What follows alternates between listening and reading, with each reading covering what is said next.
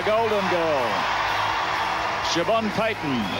And when I think of Siobhan, I think of her as a trailblazer, particularly for athletes with intellectual disabilities, certainly in Australia and in particular here in Canberra. What she was able to do through her performances was put the capacity of people with intellectual disabilities on the map for people to see, and she was able to do it in a local environment that was really supportive. Any athlete who can go and produce not one result at the Games but 6, as Siobhan did, was quite extraordinary, and a credit to A, the discipline that she took to the training, B, the respect and regard she had for a coach and following his expectations and guidelines, and C, the ability to back up and remain focused at the end of a tournament.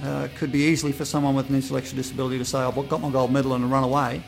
But to back up time and time again, that's a hard call for any athlete. And Siobhan was well conditioned, well trained, and deserved everything she got at those games. Okay, the crowd is going crazy. 5 gold medals to Siobhan Paton at a new world record. 2 minutes 14.90. Any performance by an Australian, any during that period or during those games was a real lift. I think obviously being on a home stage is a unique opportunity, and to see how people were able to make the most of that and perform at their absolute peak in that once-in-a-lifetime situation, I think that's a credit to Siobhan also. Look, I think the key things were her discipline, and her family support was important to be able to say, well, if this is what Siobhan needs, that's what we'll do.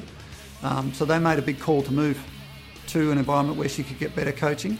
But that's the easy bit in some ways. The hard bit is what the athlete does, and Siobhan was certainly never one to not turn up to training. She was always there, she was always training, and the results, they were evidence, I suppose, of the commitment she made to the sport. Paton goes in and wins 31.05 and breaks her own world record. I think the ACT has provided an environment that is really supportive of all Paralympic athletes and aspiring Paralympic athletes for a long time, and this is, I guess, tonight is a reflection of the maturity of the support that exists, and a reflection not only of Siobhan's performances and achievements, but of the situation that we find ourselves in locally and the great support that exists for us.